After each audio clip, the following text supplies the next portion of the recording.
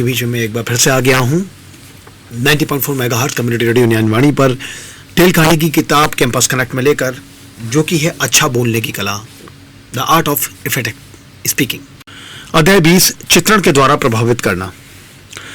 Eden के चेहरे पर झुर्रियां लंबे समय से पहले खत्म हो गई हैं। जीवन का चित्रण करो, गीतों में जमा रहो। अलेक्जेंडर पोप ने यह बात कही है विंडसर फॉरेस्ट में। भाषण के अन्य बहुमूल्य संसाधनों की तरह चित्रण के विस्तार से भी प्रभाव हल्का हो जाता है।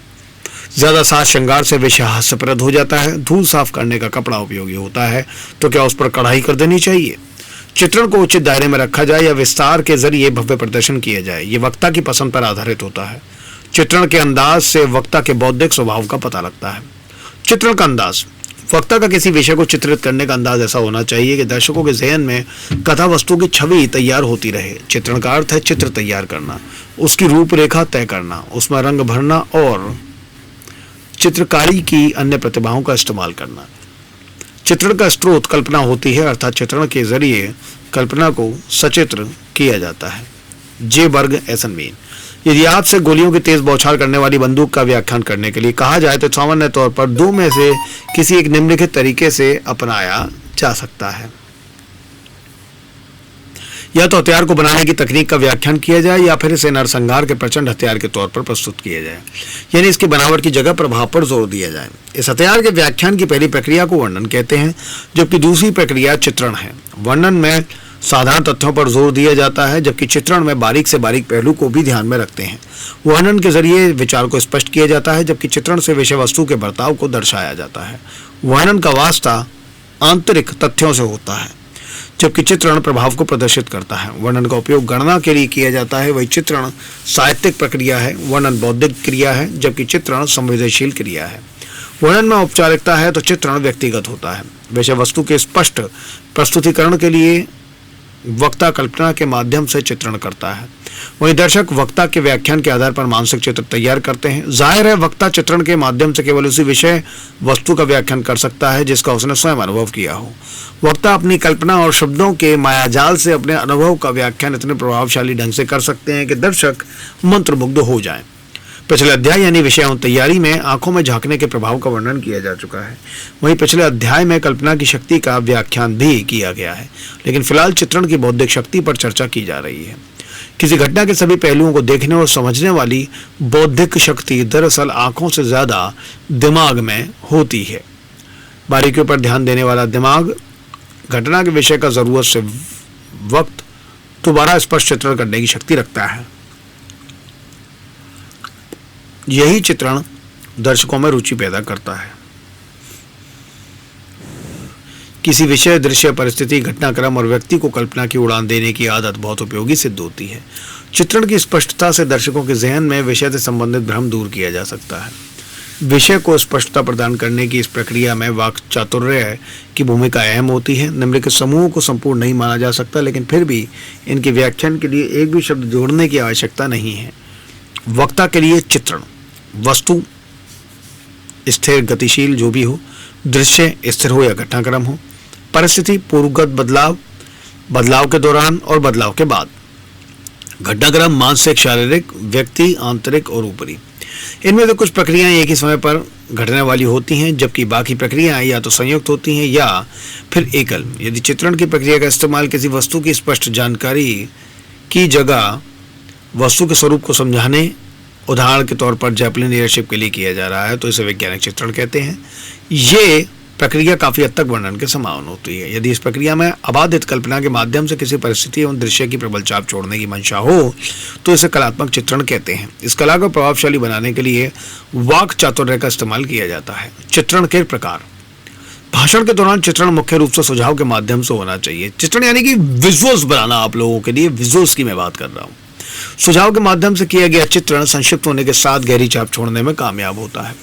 सांकेतिक व्याख्यान के माध्यम से विषय का विस्तार पूर्ण चित्रण किया जा सकता है। इसके द्वारा दर्शकों के दिमाग में विषय से संबंधित कल्पना और चित्रों का जन्म होता है। डिकेंस क्रिसमस कैरोल्स में कहते हैं, जब श्रीमती फेजविक एक लंबी एवं संतोषजनक मुस्कुराहट के साथ आईं तो जाहिर तौर पर दर्शकों के ज़हन में फेजविक का खुशनुमा चित्र तैयार हो गया।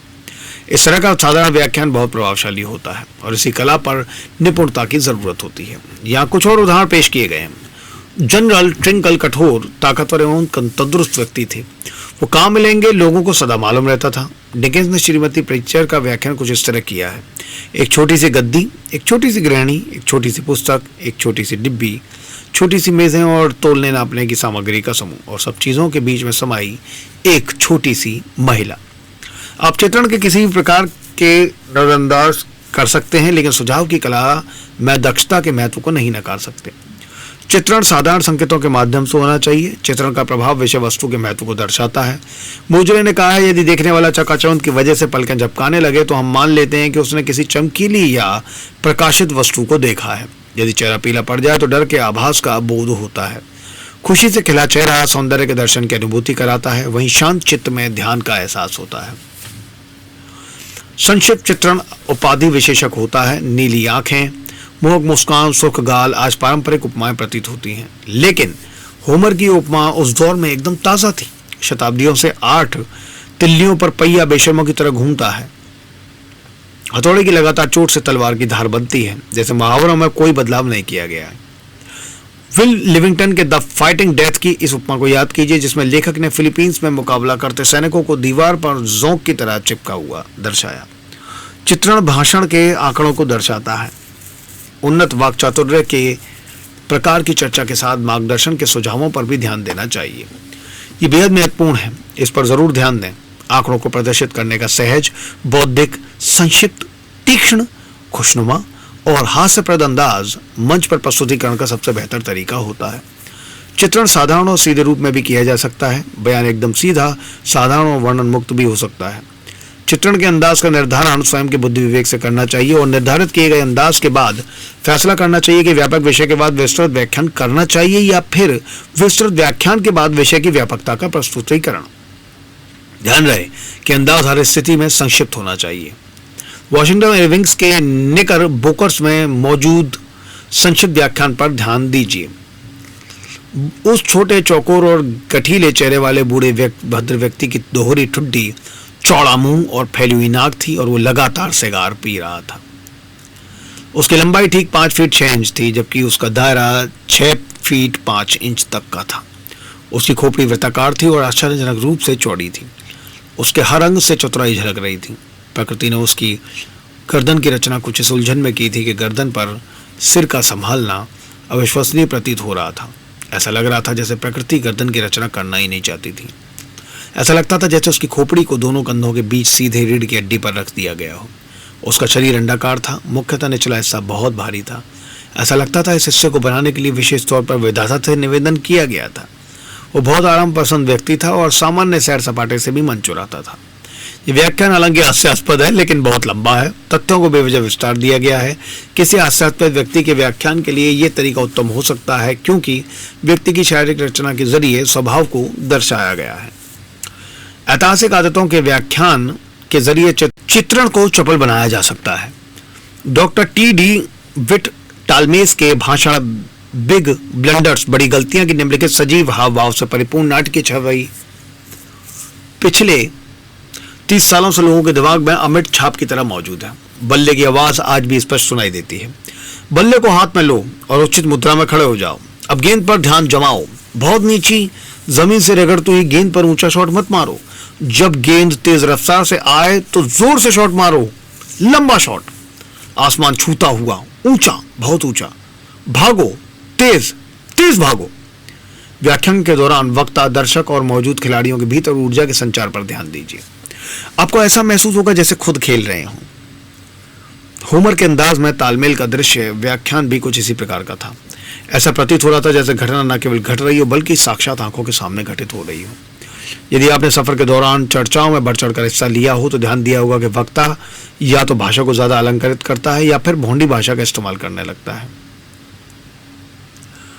यदि आप भाषा की जादुई शक्ति सीखना चाहते हैं तो और दृश्य, घटना, विचार, कल्पना आदि के व्याख्यान को मनमोहक बनाना चाहते हैं तो लेफ केडियो हरन, रॉबर्ट लुइस स्टीवेंसन, पियरी लोटी और एडमांडो डी एमिसिस का अध्ययन जरूर कीजिए। उनके पीछे कार्वन स्टोन की ब्लू डिसेंट पर्वतमाला का दृश्य साफ दिखाई दे रहा था। ऐसा प्रतीत हो रहा था मानो मंदिर की चोटी को खासतौर पर स्वर्ग के लिए तराशा गया हो। मंदिर का सुनहरा श्रृंगार आसमान को छू रहा था। लेफ्केडियो हरन, चीन की प्रेतात्मा किताब से चित्रण के लिए उपयोगी सुझाव लेकर आऊंगा आप लोगों के पास कल।